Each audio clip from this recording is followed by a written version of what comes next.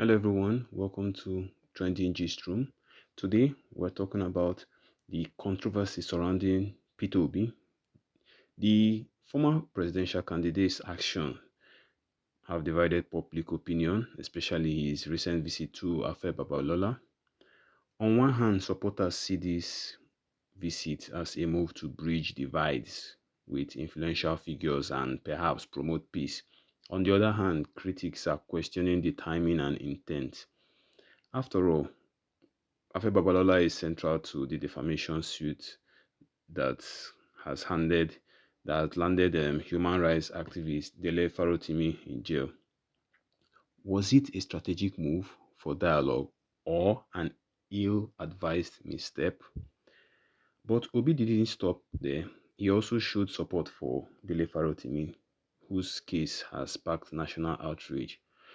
Farotimi, a vocal advocate for justice and democracy, was recently denied bail and remanded in prison over claims that he defamed Afe Babalola in his book, Nigeria and its Criminal Justice System.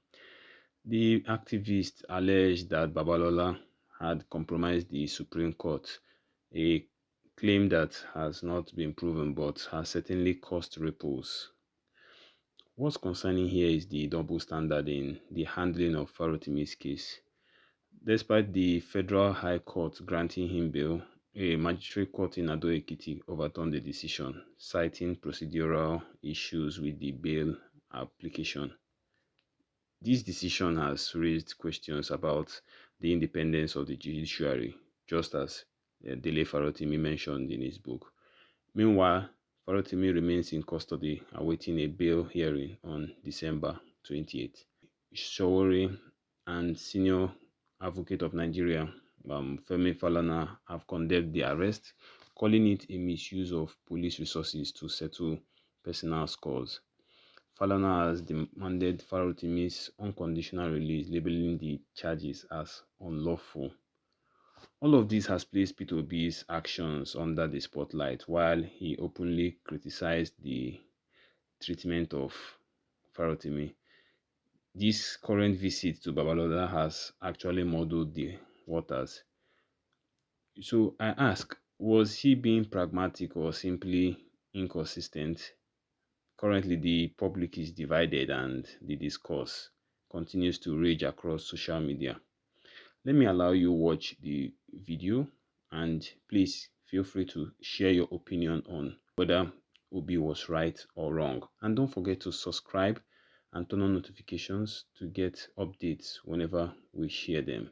He arrived at the court premises around 9:49 a.m. accompanied by operatives of the Rapid Response Squad of the Nigeria Police Force and the Nigeria Correctional Center. On Monday, a high court sitting in Ekiti had granted him bail to the tune of 50 million naira. The lawmaker and spokesperson for the Labour Party Presidential Campaign Council was arrested in Lagos State and initially arraigned on a 16-count charge and was later reduced to 12 counts for allegedly defaming a senior advocate of Nigeria, that's Afe Babalola. The bail conditions include providing a surety with landed property. The case has been adjourned to the 29th of January 2025. That's why leadership, it puts a role on you that is beyond anything. It's not about, oh, I have to be this, I have to stand on this, that, and that's the end of it. No, there are multi-pronged approach to everything. It's just like now, if anybody was going to come and say that, oh, those ones that are planning protests, we shouldn't plan protests, we should all go and beg. Are you going to do it? No, you're not going to do it. Why then do you feel that you're going to tell someone else what it is they're going to do in the bid of all the things that are happening? I'm not saying that he went to go and beg. I'm just saying, and that's the question. That's the thing that I'm saying. The fact is that the Mr. Dele Farotimi that I know, we never beg anybody. So, and I know the Peter Obi that I know, he will not go and meet Mr. Dele Farotimi and say that he should beg, what do you call it, Afe Babalola. No, he wouldn't do that. So if he meets, and then it should be one-sided of Mr. Peter Obi, to just expect that, he's just go and see Dele Farotimi and just leave and not see the other one. It doesn't speak like that person who is in that leadership, position. For someone who is the leadership, for example, let's not forget, if not for the rigging that happened, this is a person that should have been sitting in Aso Villa right now, and so he's not going to take sides. I will take sides. Aisha Yusufu, I take sides with Dele Farotimi. You understand? I am not leader of anybody. I'm just me. You understand? There's a place where if I'm in a position where I'm a leader for a lot of people, I won't just take side with one person. I have to, side with everybody. That's why they say, like a king or something, you don't take side with one person alone. But me as my individual self, that's why I love this freedom. I always say people, this freedom of not being anybody's leader, just being me in my own space. I love it so much because it gives me a lot of freedom. Leadership takes away a lot of freedom from you. You don't even have that, how do I put it? You don't even have the right to be able to speak decisively on issues based on you alone. You have to think about your people or the people around, what is the best, not what is best for you or your ego or whatever. And so when you have people who come out because they feel that, it's one way, it's their way or the highway, that's absolute nonsense. That's not leadership. That's not one who is ready to lead people. That's one who is ready to stand, maybe for a cause, to stand on his own or stand for something, for a small, how do I put it, for a small, not the overall, but to say, I want to own my voice. Because the moment you take on leadership position, it's service to the people. It's servitude. So you're servant to the people. You're not like you are the oga. Yes, in title and in what you do, you're the oga, but on the overall is that you are serving. And then, like I said earlier, it's about multi-pronged approach. I can't send my people to say, yes, be on the street, be doing this, yes, go ahead and be doing that. I will say meet and say, okay, what is it? Calm down. Can't we do this in another way? It doesn't stop that thing from happening. And I'll give you an example. For example, I'm a businesswoman. So you have people who they will come and buy credit. For them to pay, they will not pay. And then maybe the staff will go and meet them. Then the person will now call you and say, your staff was very rude to them. Your staff did this. You know what I usually do with such customers? I'm sorry. How could they have spoken to you like that? No, they have to be respectful. They need to understand. We respect customers a lot, blah, blah, blah, blah, blah. I will speak those English and whatever. Guess what? When I see my staff, I'll say, well done. Give more, add more. Since you don't get shame to pay the money at the time we're supposed to pay, add more to it. I praise my staff. When I meet my staff, rather, I praise my staff. I say, well done for what you're doing. Keep on dragging that person until we get our money back. But when they come to me, I'm going to meet them. I'm going to say, sorry. I remember when Erufai, had done that time he was minister, had beef, had some issues with the National Assembly. Obasanjo went to the National Assembly to go and beg on behalf of Erufai. That's what leaders do. It doesn't. He will still come back and say to Erufai, continue what you are doing. In short, deal with all of them. Anybody that build anyhow, carry that house, do this.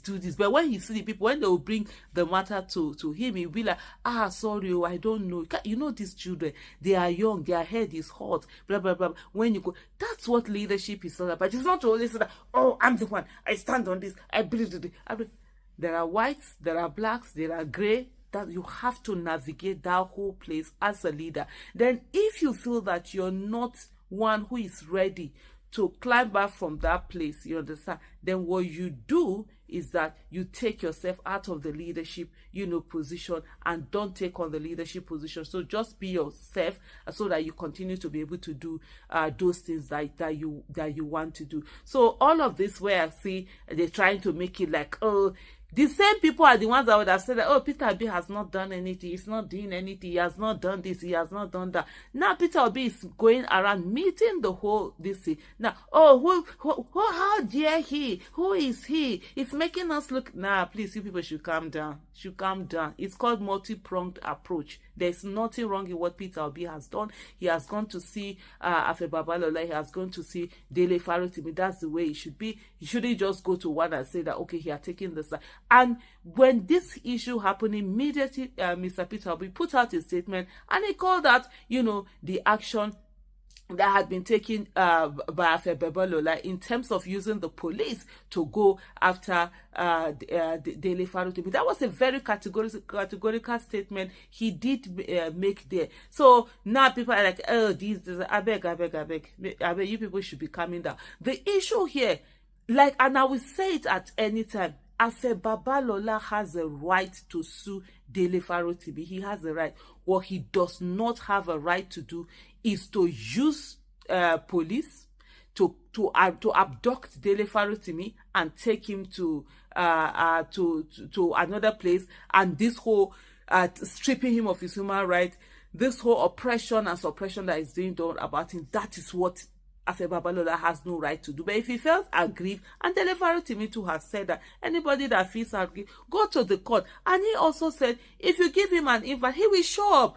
At least the other one he had gotten, I think it was the UBA person, Tony Elumelu, if I'm not mistaken, that had invited him to court, to police. He wrote a petition. That's the way it should be done. Invite him to court. You have your civil case, not the one that you want to come and show power. You want to come and oppress him, suppress him, use the judiciary and the police that are available for the highest bidder to come and oppress and suppress, Dele Farotimi. That's absolute nonsense. That's not the way it's to be done. But Mr. Peter Obi, the action that he has taken, as far as I'm concerned, that's what a leader is supposed to do. And like I always talk about, in the movement and all of that, there are some people who are hardliners. They have one stand. They don't bend anyway.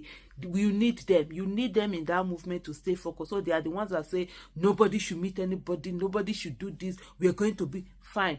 There are the ones that are negotiators. They are also equally important. They are going to stand and look at what is there for the greater good. It's not about some people's high stand or such things. At the end of the day, please make all of us calm down.